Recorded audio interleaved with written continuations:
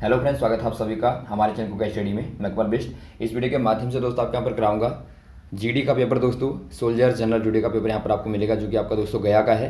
और ये पेपर दोस्तों हमें यहाँ पर प्रोवाइड कराया है विकास यादव जी ने। दोस्तों यदि आपके पास भी दोस्तों कोई पेपर हो तो आप ज़रूर शेयर करें, ताकि दोस्तों यहाँ से सभी लोगों तक पहुँच पाएँ। तो आइए शुरू करते हैं, आराम से आप देखेंगे। दोस्तों यहाँ पर आपको दोस्तों हम देखिए मुख्यतः 2 सेक्शन कराएंगे। 15 क्वेश्चन दोस्तों आपके सामान्य ज्ञान के और 15 क्वेश्चन सामान्य विज्ञान के। इसके बाद दोस्तों आपको बचे हुए क्वेश्चनों को अगले वाले भागों में कराएंगे। तो आराम से दोस्तों आप देखिएगा। यहाँ पर देखिए दोस्तों आपका साफ नहीं दिख रहा था, तो हमने यहाँ पर इसको कॉपी में नोट किया है दोस्तों। तो यहाँ से आप क्वेश्चनों को आराम से देखेंगे। सोल्जर जीडी का गया का दोस्तों आपका सेक्शन नंबर ए। तो देखिए दोस्तों आराम से आप क्वेश्चनों को देखेंगे। पहला क्वेश्चन देखता है दोस्तों आपको, उपराष्ट्रपति का कार्यकाल कितने वर्षों का होता है। आपको पूछा गया है the tenure of vice president is of how many years. ये आपका 2 वर्ष का या 6 वर्ष का या 5 वर्ष का या 3 वर्ष का। ये आपका दोस्तों होता है 5 वर्ष का। यदि आप देखें दोस्तों, जो आपके राज्यसभा के जो मेंबर होते हैं उनका 6 वर्ष का होता है। और एक प्रकार से दोस्तों आपका उपराष्ट्रपति जो आपका होता है वाइस प्रेसिडेंट, ये दोस्तों राज्यसभा का सभापति होता है। तो यहाँ पर दोस्तों कार्यकाल जो होगा 5 वर्ष का होगा। और वैसे ही दोस्तों यदि आपको राज्यसभा के मेंबरों का पूछा जाए तो आप 6 वर्ष कहेंगे, और लोकसभा वालों के लिए दोस्तों आप 5 वर्ष का कहेंगे। अगला क्वेश्चन देखिए दोस्तों, अक्षरधाम मंदिर किस राज्य में स्थित है। आपको पूछा गया है in which state is Akshardham temple located. ये आपका आंध्र प्रदेश में या तमिलनाडु में या हरियाणा में या फिर गुजरात में। ये दोस्तों आप यहाँ पर देखिए गुजरात में हो जाएगा दोस्तों। गुजरात के गांधीनगर जो कि राजधानी है दोस्तों गुजरात की, तो गांधीनगर में स्थित है। तो ऑप्शन नंबर आपका डी वाला सही हो जाएगा। और वैसे ही दोस्तों यहाँ पर देखिए दिल्ली में भी अक्षरधाम है, लेकिन यहाँ पर आपको गुजरात वाला पूछा गया है। अगला क्वेश्चन देखेंगे दोस्तों आप। अगला क्वेश्चन देखिए दोस्तों, कालाहारी मरुस्थल किस देश में स्थित है। आपको बताना है Kalahari dessert is located in which country. ये आपका दोस्तों सऊदी अरब में या दक्षिण अफ्रीका में या चिली में या भारत में। ये दोस्तों आपका साउथ अफ्रीका में है, अर्थात दोस्तों आपका दक्षिण अफ्रीका में हो जाएगा ऑप्शन नंबर बी वाला। ये दोस्तों आपका विश्व का चौथा विशाल मरुस्थल है, चौथे नंबर में आता है दोस्तों। यदि आप शुरुआत से देखें दोस्तों, जो आपके उष्ण वाले हैं अर्थात दोस्तों गर्म वाले मरुस्थल हैं, उनमें आपका पहला आता है सहारा, जो कि दोस्तों आपका विश्व का सबसे बड़ा है। उसके बाद में आपका आता है अरब का, उसके बाद में होता है दोस्तों आपका गोबी का, और उसके बाद में आपका आता है यहाँ पर जो कालाहारी है। और वैसे दोस्तों यदि आप शीतों की भी बात करें, आपको पता होगा 2 प्रकार के मरुस्थल होते हैं, शीत और दोस्तों आपके उष्ण वाले। तो यहाँ पर देखिए जो आपके शीत वाले हैं दोस्तों, वहाँ पर आप देखेंगे तो आपका अंटार्कटिका दोस्तों सर्वाधिक बड़ा है। अंटार्कटिका दोस्तों आपका सहारा से भी बड़ा है, और आर्कटिक उसके बाद में आता है, उसके बाद में दोस्तों आपका सहारा आता है। लेकिन यदि आपका उष्ण वाला पूछा जाए तो आपका सहारा सबसे बड़ा होगा। अगला क्वेश्चन देखेंगे दोस्तों आप, भारत की सबसे बड़ी कृषि नहर का नाम बताइए। अर्थात आपको पूछा गया दोस्तों what is the name of longest irrigation canal in India. ये आपकी दोस्तों सिरहद नहर हो जाएगी, या इंदिरा गांधी नहर हो जाएगी, या यमुना नहर हो जाएगी, या अपार भारी दोआब नहर हो जाएगी। ये दोस्तों आपकी इंदिरा नहर जो आपकी है दोस्तों, इंदिरा गांधी नहर दोस्तों सिंचाई की सबसे बड़ी वाली भारत की नहर है। तो ऑप्शन नंबर आपका बी वाला सही हो जाएगा। अगला क्वेश्चन देखिए, भारत का सबसे अधिक जनसंख्या वाला राज्य कौन सा वाला है। Which is the largest populated state of India. ये आपका दोस्तों मध्य प्रदेश होगा, या राजस्थान होगा, या उत्तर प्रदेश होगा, या महाराष्ट्र होगा। ये दोस्तों आपका हो जाएगा उत्तर प्रदेश दोस्तों। ऑप्शन नंबर आपका सी वाला यूपी हो जाएगा। यूपी में दोस्तों आपको पता होना चाहिए 16% दोस्तों भारत की पॉपुलेशन यहाँ पर है। उसके बाद में दोस्तों महाराष्ट्र आता है, जहाँ पर लगभग 9.2% भारत की जनसंख्या है। उसके बाद में आपका बिहार आता है दोस्तों, जहाँ पर आपका लगभग 8.6% भारत की दोस्तों पॉपुलेशन है। तो सर्वाधिक आपका ज़्यादातर आपका सर्वाधिक पूछा जाता है, तो आप इसके आधार पर बता देंगे। और यदि आपका दोस्तों एरिया में पूछा जाए, एरिया मतलब क्षेत्रफल में दोस्तों, तो वो आपका राजस्थान सर्वाधिक हो जाएगा। अगला क्वेश्चन देखिए दोस्तों, निम्न में से छत्तीसगढ़ की राजधानी है। आपको बताना है दोस्तों which one among of the following is the capital of Chhattisgarh. ये आपका दोस्तों बेंगलुरु होगा, या रायपुर होगा, या बिलासपुर होगा, या हैदराबाद होगा। ये दोस्तों आपका हो जाएगा रायपुर। ऑप्शन नंबर आपका बी वाला सही हो जाएगा दोस्तों, रायपुर, नया रायपुर भी आप कह सकते हैं। अभी दोस्तों इसका नाम बदलने की संभावना भी है, हो सकता है इसका नाम अटल नगर पड़ सकता है दोस्तों, अटल बिहारी वाजपेयी के नाम से अटल नगर।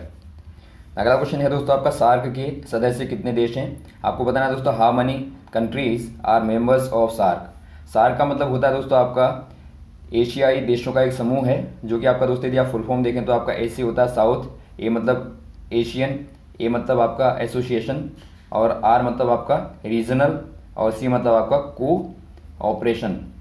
तो यहाँ पर दोस्तों एक प्रकार से जो आपका एशियाई देश है दोस्तों, उनका एक समूह है। इसमें दोस्तों आपके पहले 7 मेंबर थे शुरुआत में, उसके बाद में दोस्तों आपके 8 मेंबर हैं। तो ऑप्शन नंबर आपका पहला वाला सही हो जाएगा। यदि आपका दोस्तों मेंबरों का नाम पूछा जाए तो आप याद रखेंगे दोस्तों, इसमें आपका एक भारत हो जाएगा, दूसरा आपका दोस्तों भूटान हो जाएगा, एक आपका पाकिस्तान हो जाएगा, एक आपका श्रीलंका हो जाएगा, एक आपका दोस्तों नेपाल हो जाएगा, एक आपका अफगानिस्तान दोस्तों बाद में जुड़ा है, अफगानिस्तान हो जाएगा, और दोस्तों मालदीव हो जाएगा। तो ये आप दोस्तों आठों के आठों को याद रखेंगे, बार बार पूछा जाता है। इसका उद्देश्य क्या है दोस्तों? इसका उद्देश्य है एक प्रकार से एक दूसरे की मदद करना और दोस्तों एक दूसरे को योगदान देके आगे बढ़ना। अगला क्वेश्चन देखिए दोस्तों, भारत का राष्ट्रीय संग्रहालय कहाँ स्थित है? आपको बताना है where is national museum of India located. ये आपका बंगलौर में या पटना में या दिल्ली में या चेन्नई में। दोस्तों आपका जो नेशनल म्यूजियम है अर्थात राष्ट्रीय संग्रहालय है दोस्तों, वो आपका नई दिल्ली में है। ऑप्शन नंबर आपका सी वाला सही हो जाएगा। अगला क्वेश्चन देखिए दोस्तों, कंप्यूटर का आविष्कार किसने किया? Who invent the computer. दोस्तों बार बार आता है क्वेश्चन, ये आपका प्रेविले ने या चार्ल्स बेबेज ने या आइंस्टाइन ने या फारेनहाइट ने। ये दोस्तों आपका हो जाएगा चार्ल्स बेबेज। ऑप्शन नंबर आपका बी वाला सही हो जाएगा। अगला क्वेश्चन देखिए दोस्तों, एक जनता एक राष्ट्र एक नेता की नीति किसकी थी? अर्थात दोस्तों आपको पूछा गया है one people one state one leader was the policy of. ये आपका स्टालिन की दोस्तों या मुसोलिनी की या हिटलर की या लेनिन की। ये दोस्तों एडोल्फ हिटलर की थी दोस्तों, जो कि बहुत ज़्यादा क्रूर था। तो ऑप्शन नंबर आपका सी वाला सही हो जाएगा। हिटलर की दोस्तों नीति थी एक जनता एक राष्ट्र और एक नेता की। अगला क्वेश्चन देखिए दोस्तों, भारत की प्रथम बुलेट ट्रेन रेड को जोड़ेगी। अर्थात दोस्तों आपको पूछा गया है the first bullet train in India will connected. दोस्तों यहाँ पर देखिए भारत की बुलेट ट्रेन चलने वाली है दोस्तों। बुलेट ट्रेन का मतलब है इसकी स्पीड दोस्तों लगभग होगी 320 किलोमीटर पर आवर, अर्थात दोस्तों बहुत ज़्यादा स्पीड की होगी। तो ये दोस्तों आपकी शुरू होने वाली है। तो आपको बताना है ये किन को जोड़ेगी दोस्तों, अहमदाबाद और मुंबई को, या दिल्ली और अहमदाबाद को, या दिल्ली और मुंबई को, या अहमदाबाद और आगरा को। ये दोस्तों जोड़ेगी अहमदाबाद और मुंबई। ऑप्शन नंबर आपका ये वाला सही हो जाएगा। ये दोस्तों आपके यहाँ पर देखिए बुलेट ट्रेन जो प्रोजेक्ट है उसके तहत यहाँ पर ये कार्य हो रहा है। अगला क्वेश्चन देखिए दोस्तों, ईस्ट इंडिया कंपनी की स्थापना किस वर्ष हुई थी? आपको बताना है दोस्तों east India company was formed in which year. ये आपका दोस्तों 1602 में या 1598 में या 1605 में या 1600 में। ये दोस्तों यहाँ पर देखिए दिसंबर 1600 में दोस्तों इसकी स्थापना हुई थी और इसका उद्देश्य था दोस्तों भारत में व्यापार करना, जो कि दोस्तों एलिजाबेथ प्रथम दोस्तों जो कि दोस्तों इंग्लैंड की रानी थी। तो इसी ने आदेश दिया था कि 21 वर्षों तक दोस्तों एशिया में व्यापार करने की छूट दी थी इस कंपनी को। तो बाद में दोस्तों इसने अपना इरादा बदल के यहाँ पर कब्जा कर लिया था। अगला क्वेश्चन देखिए दोस्तों, मोहन बगान किस खेल की टीम है? अर्थात दोस्तों आपको पूछा गया है मोहन बगान is the team of which sport. ये आपका क्रिकेट की या बास्केटबॉल की या फुटबॉल की या हॉकी की। ये दोस्तों यहाँ पर देखिए फुटबॉल की दोस्तों बहुत ज़्यादा पुरानी एक टीम है दोस्तों। ऑप्शन नंबर आपका सी वाला सही हो जाएगा। ये दोस्तों यहाँ पर देखिए लगभग आपका 1889 में दोस्तों फाउंड की गई थी 1889 में दोस्तों, और ये आपकी फुटबॉल क्लब की एक टीम है दोस्तों, इसी को कहा जाता है मोहन बगान। अगला क्वेश्चन यहाँ पर देखिए विश्व का सबसे गहरा महासागर कौन सा वाला है? आपको बताना है the deepest ocean of the world is. Bar bar question आता है हिंद महासागर होगा, प्रशांत महासागर होगा, या अटलांटिक महासागर होगा, या आर्कटिक महासागर होगा। ये दोस्तों आपके यहाँ पर हो जाएगा प्रशांत महासागर। ऑप्शन नंबर आपका बी वाला सही हो जाएगा। अगला क्वेश्चन यहाँ पर देखिए रूसी क्रांति के जनक कौन माने जाते हैं? आपको बताना है who was the father of Russian revolution. ये आपका लेनिन होंगे दोस्तों, या मैक्स मुलर होंगे, या जॉर्ज वाशिंगटन होंगे, या एडोल्फ हिटलर होंगे। ये दोस्तों यहाँ पर हो जाएंगे लेनिन। ऑप्शन नंबर आपका ए वाला सही हो जाएगा दोस्तों। यहाँ पर देखिए जो आपके व्लादिमीर लेनिन थे दोस्तों, ये रूसी क्रांति के जनक माने जाते हैं, और इन्हीं के द्वारा दोस्तों इन्हीं के नेतृत्व में जो 1917 में जो क्रांति हुई थी रूस में, तो इन्हीं के नेतृत्व में हुई थी, और बाद में दोस्तों सोवियत संघ की स्थापना हुई थी। तो ये आपको पता होना चाहिए लेनिन के बारे में। अब यहाँ पर देखिए दोस्तों आपका सेक्शन नंबर बी आता है, जहाँ पर आपको सामान्य विज्ञान के क्वेश्चन मिलेंगे दोस्तों। 15 क्वेश्चन जीएस के आपको मिलेंगे। तो आइए शुरू करते हैं, देखते हैं इनको। दोस्तों यहाँ पर देखिए पहला क्वेश्चन आता है आपका शीतल पेय में निम्न में से कौन सी वाली गैस भरी जाती है? अर्थात दोस्तों आपको बताना है which gas is field in soft drink. ये आपका N2 होगा, CO2 होगा, H2 होगा, O2 होगा। ये दोस्तों आपके यहाँ पर हो जाएगा CO2 अर्थात कार्बन डाइऑक्साइड। अगला क्वेश्चन यहाँ पर देखिए दोस्तों साधारण नमक का रासायनिक सूत्र क्या है? आपको बताना what is the chemical formula of table salt. ये आपका Ca होगा, या NaCl होगा, या H2O होगा, या KCl होगा। ये दोस्तों आपका होता है sodium chloride NaCl। Option number आपका बी वाला। अगला क्वेश्चन यहाँ पर देखिए खगोलीय दूरी को मापने के लिए इकाई होती है। अर्थात दोस्तों आपको बताना है the unit of measuring astronomical distance. ये मीटर होगा, किलोमीटर होगा, या प्रकाश वर्ष होगा, या समुद्र मील होगा। ये दोस्तों आपका होता है प्रकाश वर्ष अर्थात दोस्तों लाइट ईयर। इसमें दोस्तों खगोलीय दूरी अर्थात दोस्तों पिंडों के बीच की दूरी को जो मापा जाता है इसके माध्यम से मापा जाता है। और एक इससे भी बड़ा होता है दोस्तों, मात्रक बार बार आता है, पूछा जाता है, वो आपका है पारसेक। पारसेक से भी दोस्तों हम खगोलीय दूरी को मापते हैं। अगला क्वेश्चन देखिए दोस्तों, 32 डिग्री फ़ारेनहाइट के बराबर होता है, किसके बराबर होता है दोस्तों?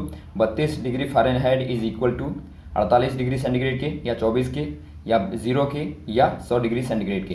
दोस्तों यहाँ पर देखिए जो आपका फ़ारेनहाइट पैमाना होता है दोस्तों वो आपका 32 पे होता है, तो आपका जो सी वाला होता है दोस्तों आपका 0 पे होता है, अर्थात ये आपका इनिशियल है इसका, ये आपका इसका इनिशियल है। तो ऑप्शन नंबर आपका कौन सा हो जाएगा दोस्तों? ऑप्शन नंबर आपका सी वाला सही हो जाएगा, 0 के बराबर। अगला क्वेश्चन देखिए दोस्तों, प्रतिरोध की इकाई है, आपको बताना what is the unit of resistance.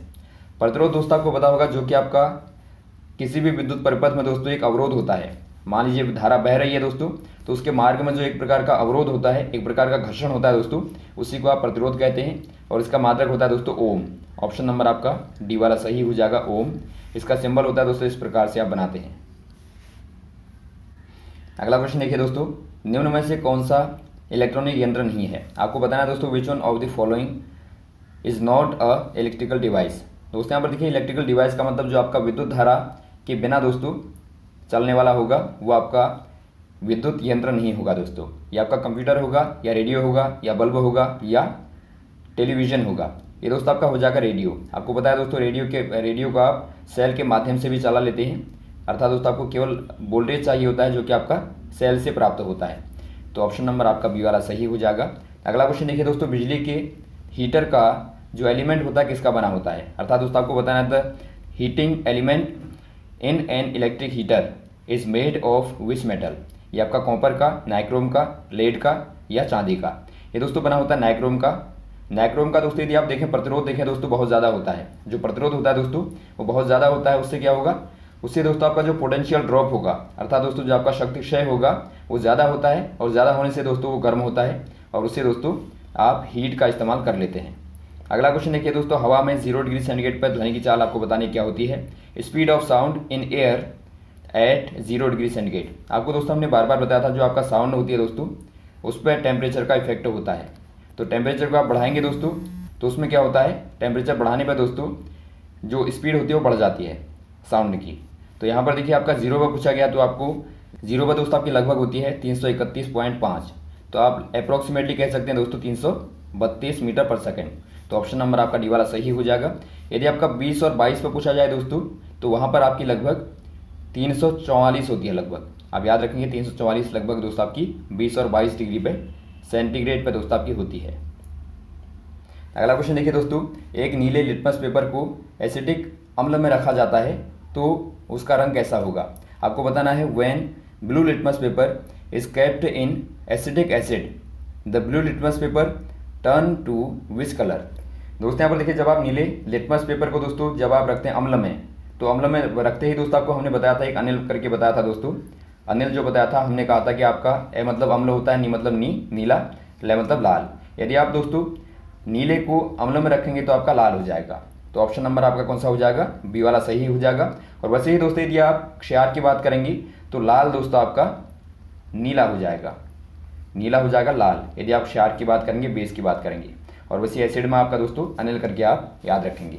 अगला क्वेश्चन देखिए दोस्तों, पीलिया रोग में जो ग्रसित व्यक्ति होता है उसकी आंखों का रंग कैसा होता है? आपको बताना है the eyes of the patient suffering from jaundice turns to which colour. ये आपका लाल, या पीला, या नीला, या नारंगी। ये दोस्तों आपके देखिए पीला हो जाएगा।